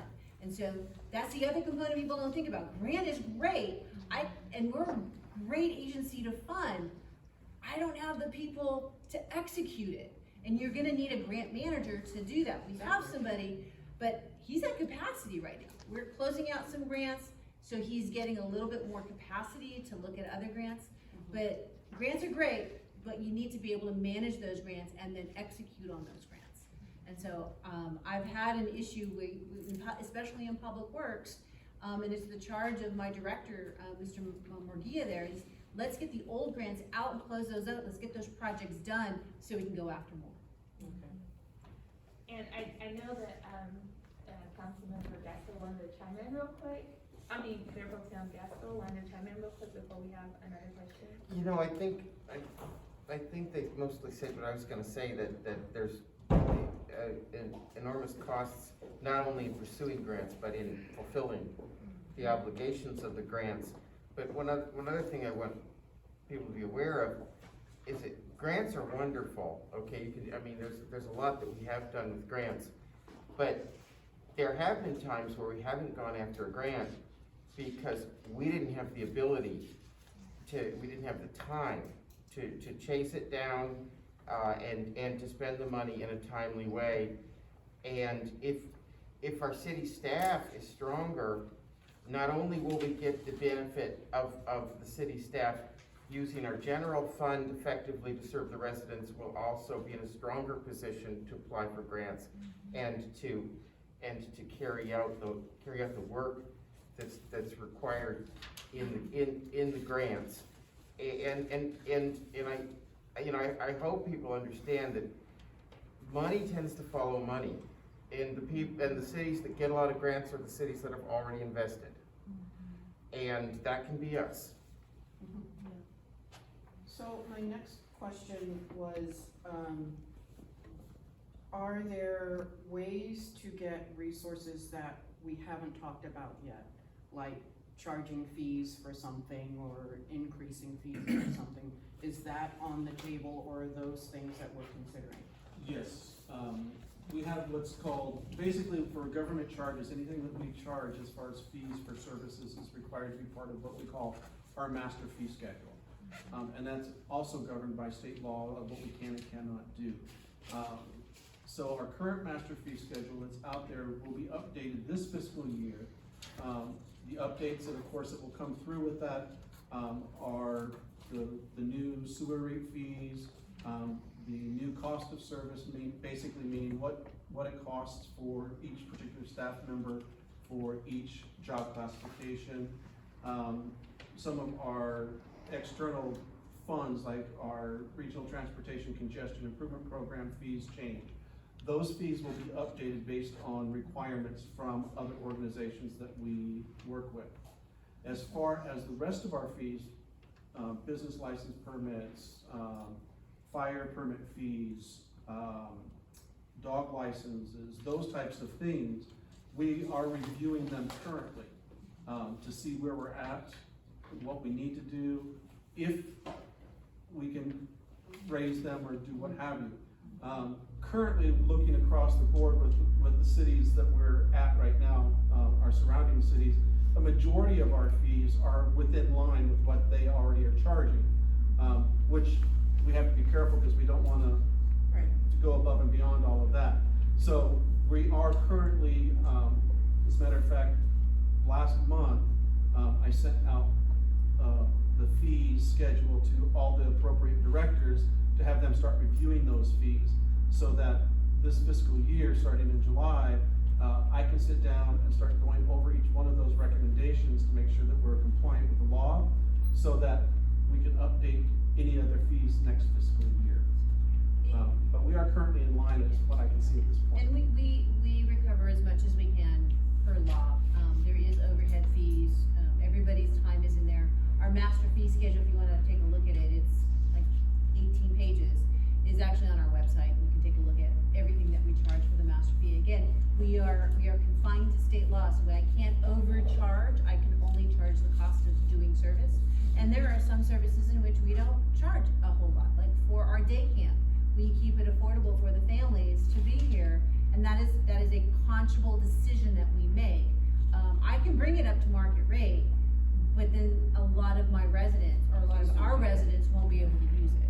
So it's that balancing act that you have to do. Yeah, before we go to more questions from the audience, what I wanna do is maybe take one or two questions here, and then go back to the slides, because we have, the update on that we run through these slides real quick, and then we can follow up with, more questions afterwards. I'm just gonna, be honest with you, I believe that we're gonna go past the 8 o'clock mark, but I think this conversation is very important, and so I'm just asking everyone to be patient and to stick around so that your questions can be answered. So, are there any questions here from anyone?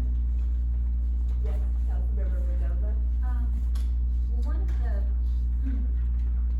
one of the objectives of this meeting is to give council input for future meetings. Yes. Correct? So, can I give my input? Alright, so, although I do have some questions also, but I think it's more important, I can ask you questions later. I think it's more important that I give my input.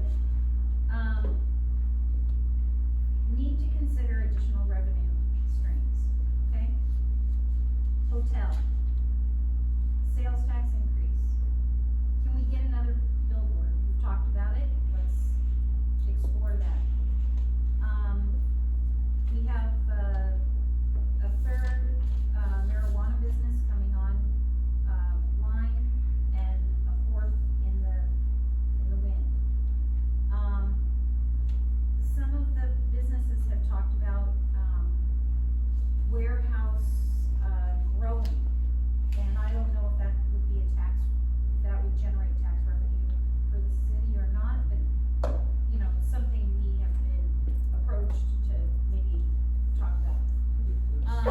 We need more revenue generating businesses in Monroe, and, I'm not an expert on that, but I know that that's something we definitely need.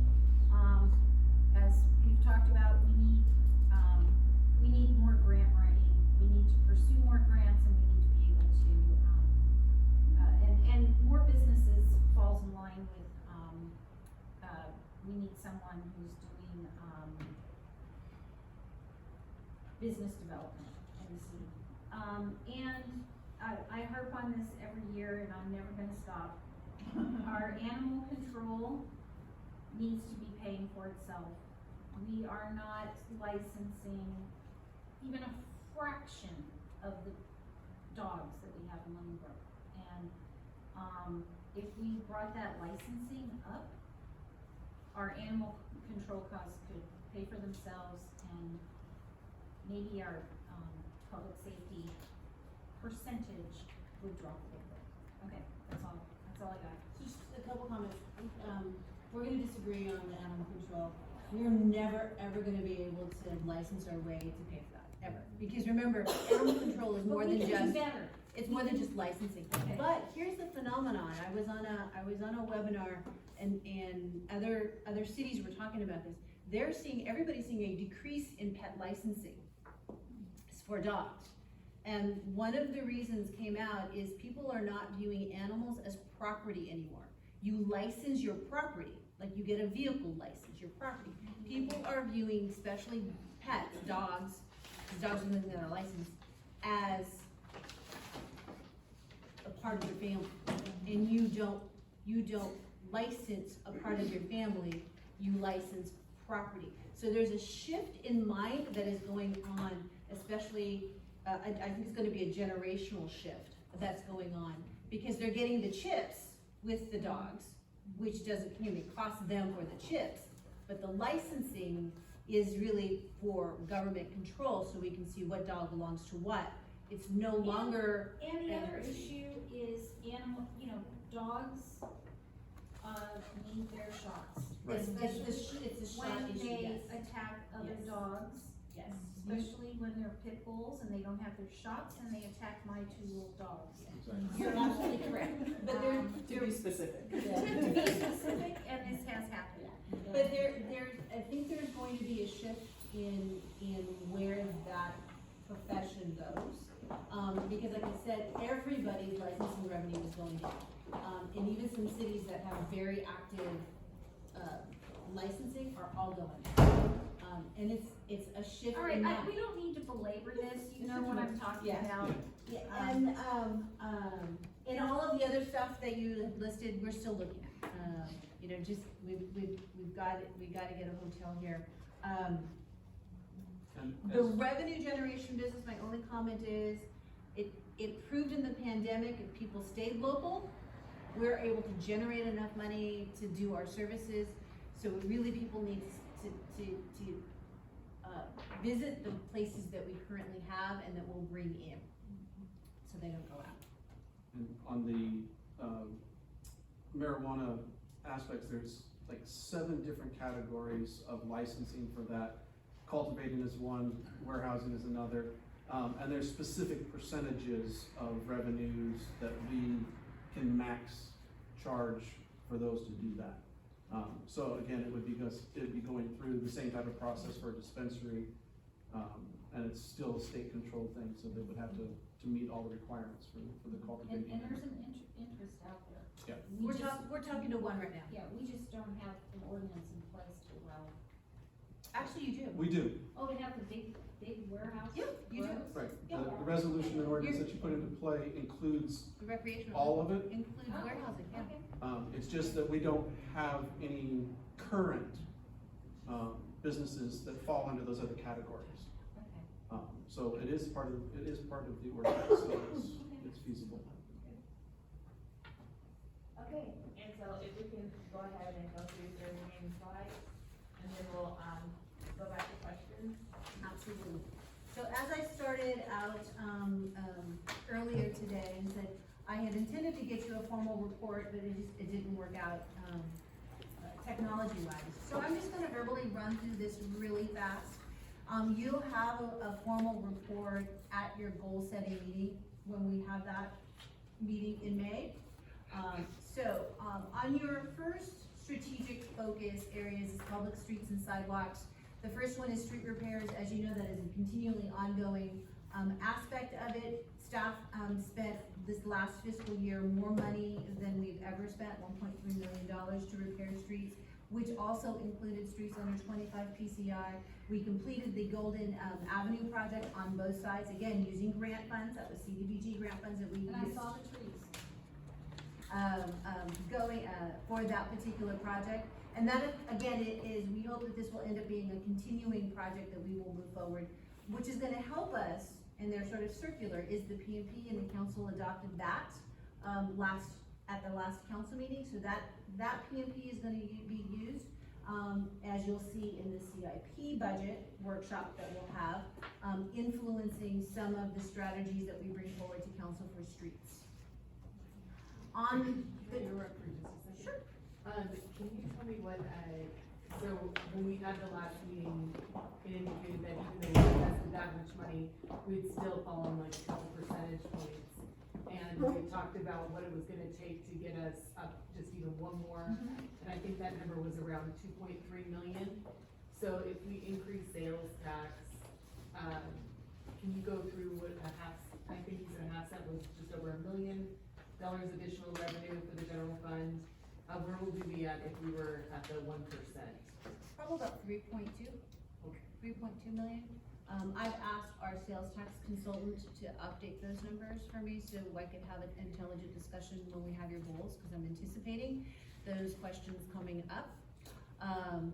And so, again, if council puts it on the ballot, this could be one of the funding mechanisms for the streets under 25 PCI. And it just has to stay, if we talk about a sales tax, it just has to stay broad. Okay. Broad. The more specific, the more we have to do a 2/3. The more broad, we do 50+1. Okay. Just keep those numbers in mind. So on the next one is traffic calming. So, the city council, accepted a grant that we received from Caltrans to take a look at the traffic calming strategies. Staff is currently working on putting together the request for proposal to get an engineering firm to work on this, aspect, and hopefully we'll have that RFP done, before the end of May. This is the staff that's working on it, so I've got to get that done, I'm working on, that's my grant that I'm working on. Vision Zero plan has not started, and I don't anticipate us starting before the end of the fiscal year, and that really is delayed because of staffing. And we had huge staffing issues, especially after the council adopted these strategic goals. I'm hoping council wants to bring that one also over when we have that discussion. It may fit very nicely with the traffic calming, grant that we have, that we will be, utilizing for the next 18 months. The next one is, is economic development, and I think Councilmember Mendoza mentioned that. I have 2 economic development plans on my desk that I am reviewing to award contracts to. We got 2 really good plans, and I will bring that back to council for awarding, and those are on my desk. The next one is budget expenditures. So there's one about the equipment, technology, and resources. That has not started. And that hasn't started because, again, of staffing issues and some of the staffing led. I'm the person that's gonna do it, and I just don't have the capacity right now to do that. This was staff generated, and we're gonna continue to work on this as a staff, but I think bringing it back to council as far as budget requests will be more beneficial than trying to do a full overload of all of the technology needs that we need to have for council. You already completed the improved staff pay and non-monetary benefits by adopting the budget. You made steps to improve non-unionized employees' health benefits, but you also approved the equity plan back at the end of last year that allows our employees to stay within 5% of our market costs, so we don't lose so much ground by not taking a look at that. I think we looked at it once every 12 years, and so now this will be done on a regular basis as part of our routine for HR. Public safety, that technically is complete but ongoing at the same time. We got our motor deputy. Our motor deputy is out there doing his job and making sure that he's writing tickets and keeping people safe and making people slow down by just seeing that motorcycle. So that one's complete. The next line is communications. So again, at the beginning of the fiscal year, the council inherently completed this. We have our communication specialist who is full-time. Those of you that were at the Easter event, he was there taking shots and making sure that everybody knew to come out and had fun with Benny the Bunny. We're also gonna bring to council, if not this council meeting, the next council meeting, a contract for website update. So we're gonna be updating our website with a new contractor that I think will be more responsive to what we need, and we'll have a better website at less money.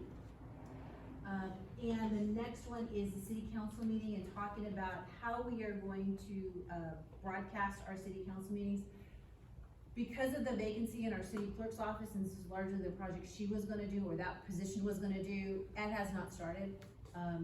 I hope to put that, whether council puts it as a goal or not, on the shoulders of whoever gets hired as the new city clerk, to start taking a look at that, and what does this room look like if we were to bring in broadcasting in-house. And then the last one is Parks and Recreation. Again, I have all of the data. I will be giving the council a memo about the data of the Recreation Center feasibility study. It was open for 6 months.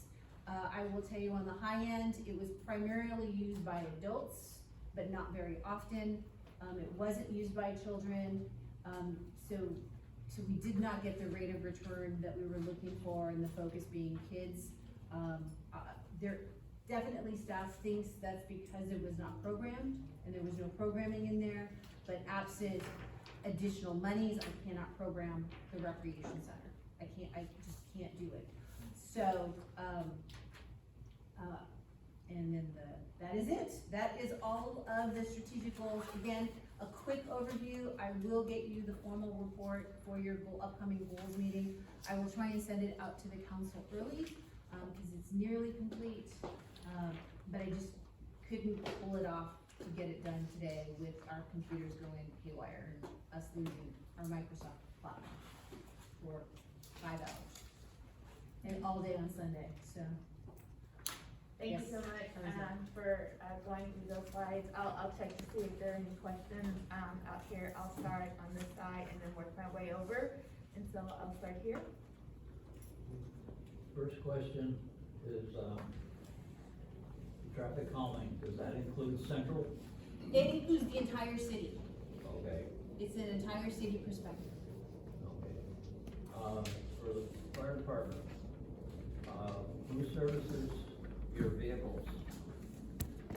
We are using a third-party vendor, it's called the North County Emergency Vehicle Services. And, so we're at their disposal as far as what the pricing goes, but Okay. Do they have a plan on how often each vehicle gets serviced? we And do, do they do a minor service and then a major service? correct. We have two major services that are scheduled annually. There's annual maintenance and preventative maintenance. However, because of the challenges that we're having with the reliability of the equipment, oftentimes we don't have the ability to get one of those services done because one of the vehicles is broken down and needing major repairs. So if we don't have a vehicle to put our crews in, we're not able to keep up with the service schedule.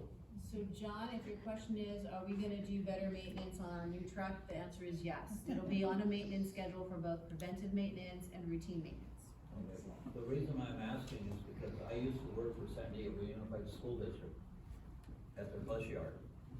And we had, this bus was down here, this was the next one, this, you know, and everything had to be done at the same time, you know, because you gotta get the kids to school. And you gotta get them there safely. And we had a lot of stuff that, you know, seemed ridiculous at the time, but we had to do it. How many buses did you have? I don't remember. More than 2? Oh, yeah, That's what I thought. yeah, we had, I believe it was, over 1,000. Right, they're struggling, they have 2 fire And trucks. We also had Like to do 5 vehicles though or something. the other vehicles that were in there. And, you know, everything was set on a certain time. It had to be done at a certain time. Plus, we had to have CHP inspections. And those were a lot of fun. Luckily, our fire trucks don't need to go through CHP inspections, but I do know that the fire department does actually have, under the Heartland auspices, they have somebody that is in charge of all of the fleets for all of the 3 cities on a maintenance schedule and a preventive maintenance schedule. It just happens, our trucks, 2 of our trucks are really so old that they're just falling apart.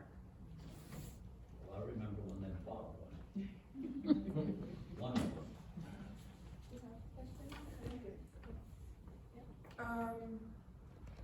Funding for the rec center, is anybody considering nonprofits that need community engagement opportunities to partner with them so that the funding doesn't necessarily have to come from us or only partial? We've always been open to that, so the nonprofit really has to be a legitimate nonprofit that works with kids, like the Boys and Girls Club, or the Y, what kind of program, what they're gonna do. We're always open to any kind of proposal people want to bring forward. That's why we partnered with Urban League to do some work, at the center. They wanted to have a presence in Lemon Grove and serve the community here, so they don't have to go to San Diego. So, yeah, it has to be a legitimate proposal, and then there's, you know, insurance requirements and everything else that goes, but yes. And the senior center, is So- that going to be added into that list? No, the senior center is gonna be part of the discussion of the CIP, and that is one of the buildings that is falling apart, and I can't put people in that building until I fix it. One of my questions was just related, like you guys were mentioning, sounds like there's potentially people are on the precipice of burnout and there's so much work, and So, just speaking for myself, I'm curious about like volunteerism. There's potentially like people who are, you know, gung-ho about our city and wanna help out, and I don't know if there's any opportunities for something like that to help relieve some of the burdens potentially that people are, if there's like a commitment of certain hours a week or something like that. So having a volunteer program with somebody that does more administrative volunteer work, you're still gonna need somebody to oversee that program, and we still have some, you know, requirements, because we have to cover you under workers' comp. So it's not just as an easy program where you show up one day, and then there has to be consistency. So if that is something the council wants us to do, we can certainly do that. I just have to pull somebody else away from somebody so they can help manage that program. Because I have one person in HR, normally it's in HR, I have one person in HR, I'd probably have to bring in a half-time person to help manage multiple programs on that particular end. I know when Joe got here, Mr. Ware got here, excuse me, we actually had we looked for a finance volunteer to help out in our finance department. And it was an application process, and we just wanted to know if you had any experience and what you wanted to do. We got zero applications in. Nobody wanted to come in and volunteer, and I think we're asking for like 10 hours a week to help out with minor stuff, like we need to scan some of our stuff and QR code them so we can get them up in our Laserfish. We got no one. So I have worked for a city that had a really robust volunteer program, but it was a larger city that had both police department and fire department, and he helped run that. Single person running our entire volunteer program, full time. And that city, that particular city would quantify the volunteer hours as to what they gave back, but it was a sole position doing nothing but volunteer, making sure that they still complied with HR, they got their background checks, they were safe, and he did volunteer programs of ongoing for staff as well as one-time volunteers. I would like to know if by chance that discussion is going to go forward about someone to manage a volunteer program, at what level would that person be hired, and what would the pay scale be? Because we would be paying for that position out of our budget. So you don't have to say that now, but it's just kind of food for thought, that in order to have an output, there has to be an input, and that input is equal to the dollars that we have in our general fund. Yeah, well, I think that it's worth noting that the city is one of the main people involved in the food distribution that happens every month. And there's quite a lot of volunteer coordination that goes on with that.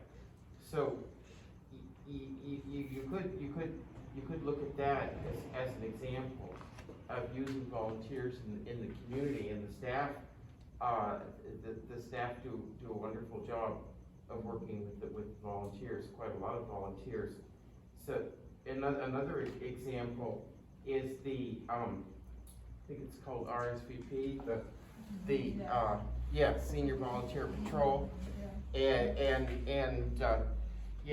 So there are examples of volunteers doing really meaningful work, and if we wanted to do more with volunteers, we might first look at what is in fact getting done with volunteers, and what's involved there, and what could we learn if we wanted to do more. But I think one of the overriding points that's been said today is there is not enough staff. Yeah. So my question is, if you could just clarify for me, what is a Vision Zero plan? What is that? So a Vision Zero plan, it envisions a community that has 0 deaths for walkers and bikers. Oh, okay. So the city of San Diego is a Vision Zero city. I think the city of La Mesa is a Vision Zero city. Oh, And it is really a whole walkability plan that keeps pedestrians and bike Safe. riders safe. oh, I And love that's that. what the Vision Zero plan is. Yeah, that's wonderful. And I just wanna make a comment as long as I'm here, and that is that the 4-way stop at Palm Street and, Washington Street, I'm so grateful for that. I just wanna give everybody 2 thumbs up. I had a lot of good comments on it, and I've seen it for myself, that, yeah, it's definitely a calming aspect too, so, yeah, good job. Thank you. And correct me if I'm wrong, but I believe that, when our lieutenant gave a report, he said that there were no fatalities in 2022. Correct. So, even though we haven't made the progress that we want on Vision Zero, we did manage to get a year with no fatalities, which is the purpose. So, so far, so good. So I had a couple of comments, just observing in the community, the way, our facilities are being used, our buildings are being used. We basically have really reduced what we're doing at the senior center anyway, but there's a lot of seniors who could and would be interested, as evidenced by the program that we launched, at the rec center. And the kids are at the skate park. Like, the kids seem, the teenagers that we wanted to attract and relive our 1970s dreams, they seem to be at the skate park and like, they wanna stay there. And so, the other thing that's not on this, that I heard over and over and again in our community, was dealing with the homelessness and housing issues.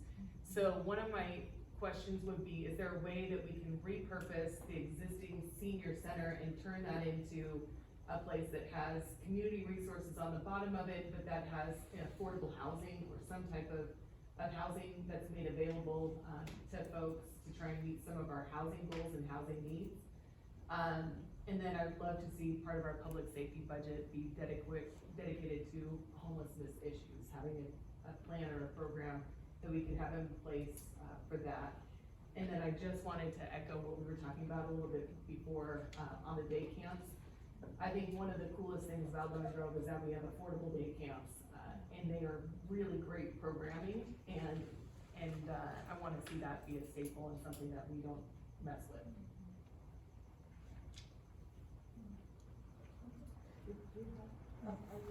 Well, you know what, I just wanted to know, so how many children does the day camp serve? Do we have that number? So it depends on the camp. So right now, they're in spring camp and they're averaging about 25 kids. Okay. During the summer, we are always at capacity at 125, and that's just our capacity. We can't take any more kids because we don't have any more room. Okay, thank you. And then, did you have a question? Any questions?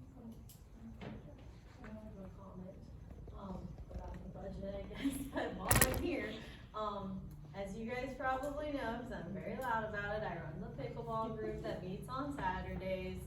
And so one of the things that, I was wondering, and I don't know how much money it would take, but to have the bathroom open for at least maybe one of the hours, on that Saturday. That's not the whole rec center, but just for those 3 months. I don't know if that's the right time to request that, but.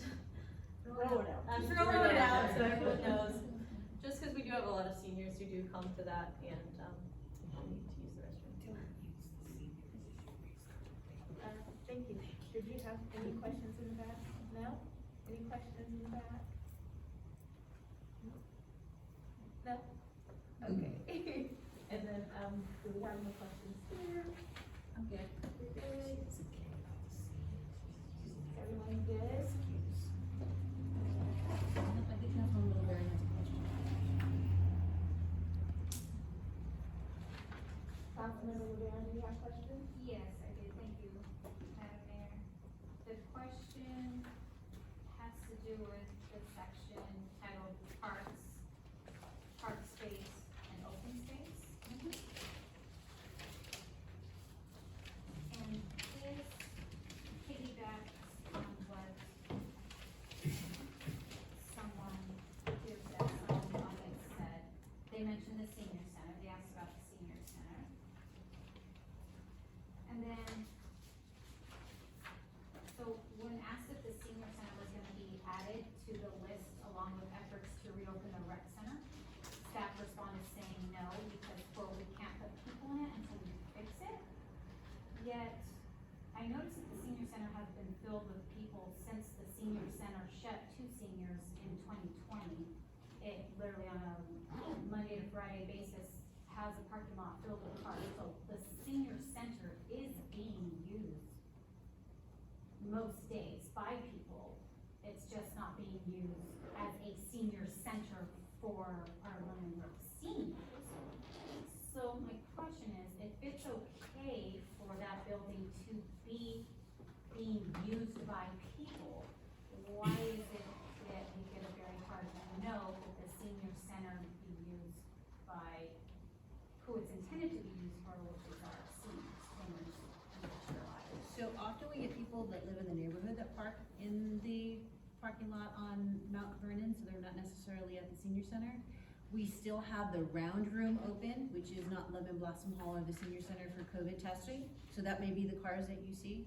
But Lemon Blossom Hall, which is the primary senior center building, is closed. And it is closed, and we'll have more discussion on that in our COP. It is closed because we have, some big damage and breakage to the building, and I can't put anybody in that building until that building gets fixed. So where was it that the county was using that building, the senior center, during COVID? So now is my understanding. No, they're in the round room. They're in the round. They're in the round room. Oh, okay, so the place where the senior center hasn't been used by anybody? Nope. So No. when there's a parking lot full of cars, It's probably outside, yes. It's not, it is not necessarily related to the senior center, because that building is shut down. It is armed off, shut down. The bathrooms, you can't even access the bathrooms because of where the damage to the building is. Okay, and then where's that hall, cause the seniors also, there's about 3 buildings, there's one where we had Jerry Jones retirement party, what's that called? That's the Lemon Blossom Hall, and that is, because it was a city function, I made the call to put that function there because we had a separate function here. And if anybody got hurt, then we would have, it was all city staff, so hopefully nobody would have sued us. And so it was a risk on that one. So that one, that's the building that is closed. The front building is offices, and those offices were being utilized by Serving Seniors, which did the senior program. And Senior Services is gone, so that office building is blank. Because again, I can't have people on the campus wanting to go to the big building if it's not. So the county has assumed the responsibility and they have indemnified us. They're using the round room, which is the building that used to have Healsum in it, and that's where the testing is going on with the county. Okay, because like I was saying, there's 3 buildings, there's the Yes. building where we held Jerry Jones retirement party, when the city paid to have that done. Then there's a round building, and then there's another building that has office space, and the seniors would oftentimes use the building where the city recently held the retirement party Yes. for a council member, and they would use the office space, so I guess, actually now I'm talking through this whole thing, I guess there's still a building, isn't there The still? that office building space that's was used by available? Serving Seniors, it wasn't necessarily used, for senior programming. And so. So the seniors would eat, what I'm hearing is the seniors, they would Correct, do correct. bingo and they would eat in the building where we Right. just had retirement. But again, that is a discussion and moving whether what we're gonna do, one, we have to solve the building and the building structural issue first, before I can bring people into a building that's not structurally safe. And then 2, that really is part of the goals. So if you really want to talk about bringing back senior services, that will be on the council goals, and then we have to talk about what does that look like. Well, yes. Because Wait, that discussion is a little too big for this discussion, and that wasn't the purpose of this meeting. This purpose was really to sort of take a fresh look. So we'll have the goals meeting in May. I think May 3rd is where we have it scheduled, that we can focus in on programmatic goals that the council wants to take a Got look it. at. No, well, I'm zooming in on it because a couple minutes ago it said that we can absolutely not give seniors, we can't do senior programs because there's no space available, and as we have just realized through talking this through, apparently there is a building. There's one building that we cannot use, there's one building that we can, it's where we held Jerry Jones parties, and now it's kind of changing what. No, I'm not saying that. Am I not understanding? You're not understanding me. The Lemon Blossom Hall is Yes. the big building that we had, Which we the did retirement still use for property. seniors. No, that one's structurally unsound. That also has the bathrooms attached to it, that's structurally unsound. And I can't open a campus with seniors and have senior program in one building that has no bathrooms, because we have one set of bathrooms, and not have bathrooms. So it has to be closed off until we get the main building structurally sound. I do have a question if I might interject.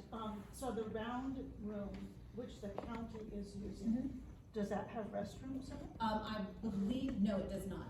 Oh, okay. Are we leasing that? to Yes, them? we're leasing it for free because of COVID testing, and that's just a service to our community and to our residents. Oh, okay, so are they continuing to? Yes. use it? Oh, Yeah. so they're still doing COVID testing? Yes. Oh, I Yes, thought that that's was all one of done. the few spaces in the county that is still doing free COVID testing. Okay, all right, thank you. It's I only, didn't it's know one that of was like happening. 3 left, yeah, so. Thank you for clarifying. And, if we have no, Councilmember Rivera? One more question. Thank you, Lydia. Okay, so the update on the Vision Zero plan, it wasn't. We haven't started it, yes. But council had voted to allocate the 50,000 to 75,000 funds last year.